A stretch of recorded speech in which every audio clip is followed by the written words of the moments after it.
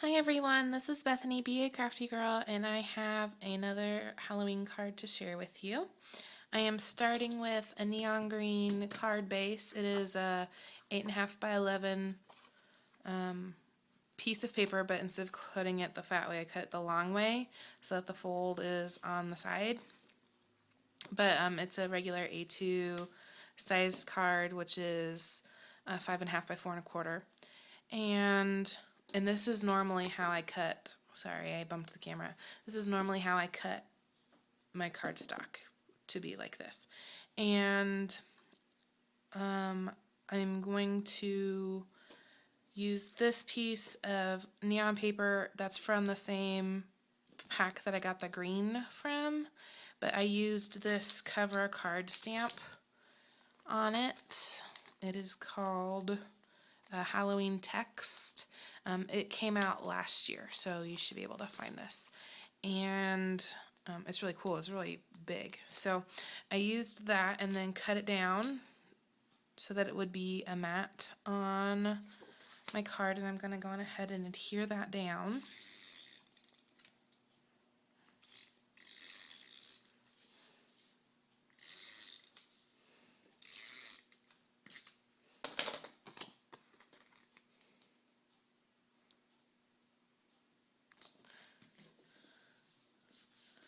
And I just cut it down a quarter, so it's like 5.25 by 4 is what that mat is. And then, oh, I was going to do this first, I forgot. I have this nestability, and I'm going to layer that on right here, so it's going to hang off this red neon piece. This is a purple neon piece. It doesn't really look neon, but I don't think that purples ever really do look neon, if that makes sense, because they're just a darker color in general.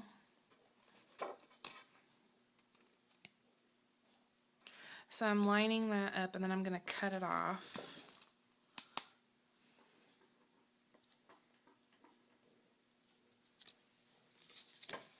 Sorry, I'm off camera. I should have done this before I put it on the card base.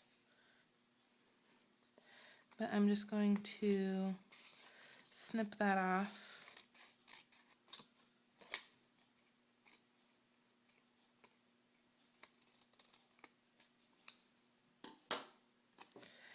And then I'm going to adhere this on just like so. Like that. I like how this is showing up on camera. It's really showing up very neon, which is cool. This is a Nestabilities called Star Circle. Hopefully I will have my pumpkin circle dies before I do my next card. So there's that, and now I have this piece of orange cardstock that's going to go the whole length. It's even going to go across the mat of the card.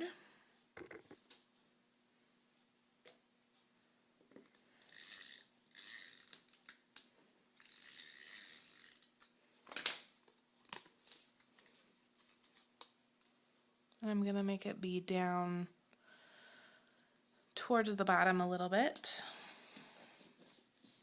And this neon cardstock is all from the neon cardstock pack from Michaels. It's not super thick, but it works very well. And then I die cut this little border from the Martha Stewart Edger Punch, and then I just trimmed it down. So I'm going to run some adhesive along that. And it is going to go on top of the orange. And I did the orange on purpose because the black was getting lost when I was laying this card out. The black, or the black was getting a little lost with this and this, but the orange is helping that out. And then I have this little girl. She is a CC Designs Sugar Plums, and she is called Witch Emma, and she should be available on All That Scraps. And she's going to go right there, but I think I'm going to put her on some pop dots. I did, if you notice there's some black on the back, I did go over the edges with a black marker so that it would look very nice against the card. I didn't want to have any white. So I'm using this EK Tools foam tape. I really like it because it adds dimension, yet not a whole ton. So it can still go through the regular mail.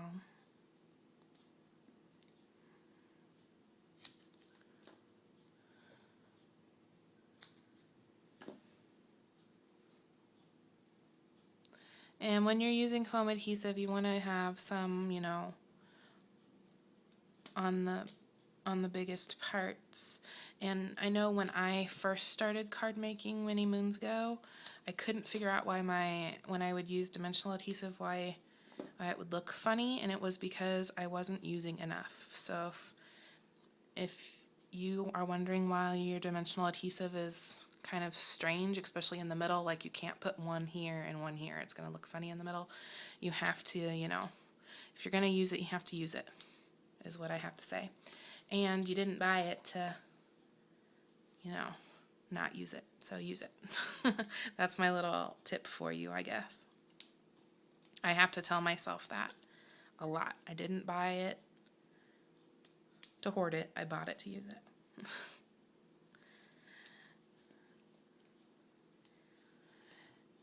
So there's my little M girl. She's gonna go right on top of that star nestability.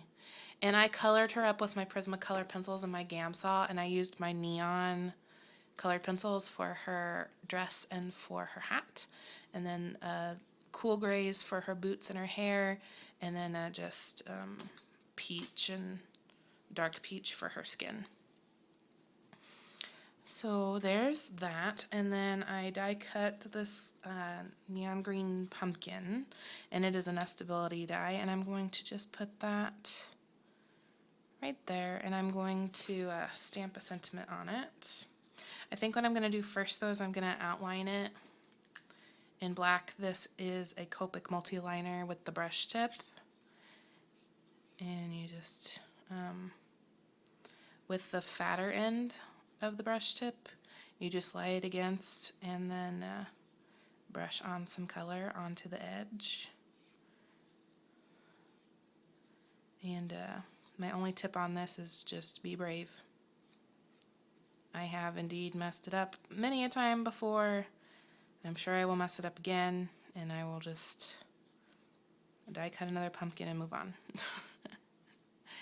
Sometimes I like making mistakes because it makes you do something you haven't planned, and sometimes those are the best designs.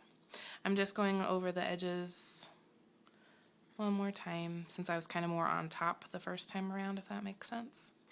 So there's my pumpkin outlined in black. And then I have a sentiment here from CC Designs. It says, "Have a witching good time." And I thought that that was a good match to my little girl.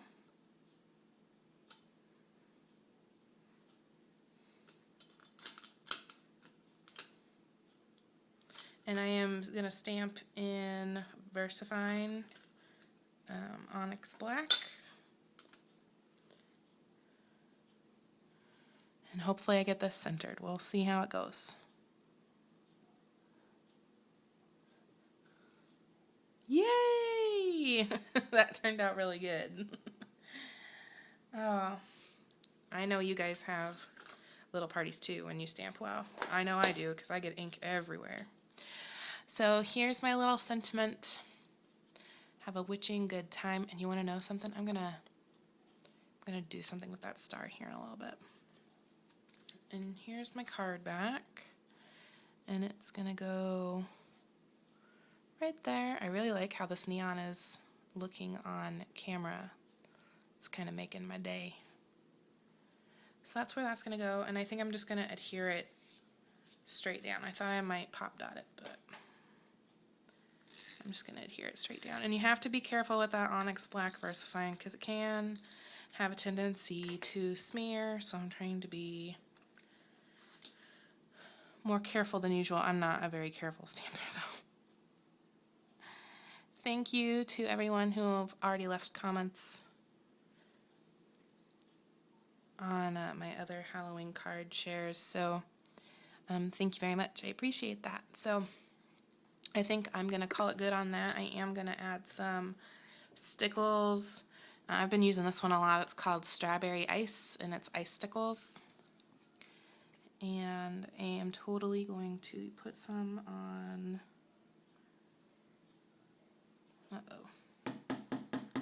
on that star. There we go.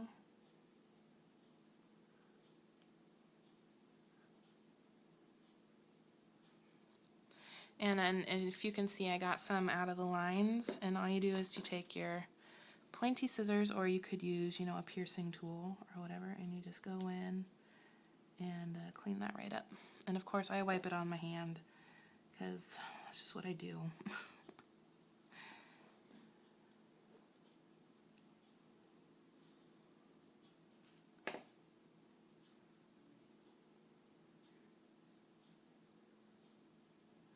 And just kind of move those little glitters around until you're happy with the coverage. This glitter, this stickles looks crazy when you put it on top of the black. It's neat. Not crazy in a bad way, crazy in a good way. So there's that. I think I'm going to add some to this little dotty thing down here. Maybe to this little dotty thing too. So there's that, and I think I'm going to just a touch on the spider web on her outfit.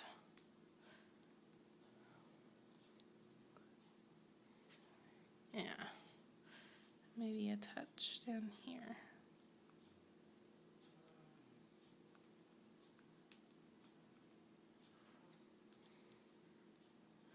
Cool, and then a little bit on her hat too. Why not?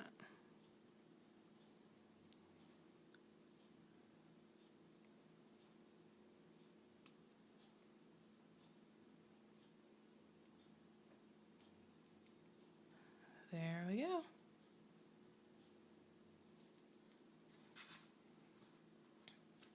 So there's the front of the card. And then we'll go into the inside. And for the inside of the card, let's see if I can do this carefully. I have this spiderweb line and then another star nestability in the neon colors.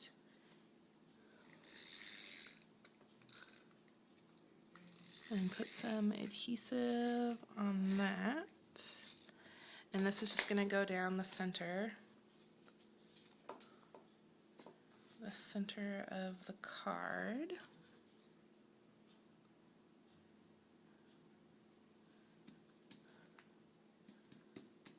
And then nestability, I'm going to put some adhesive on that.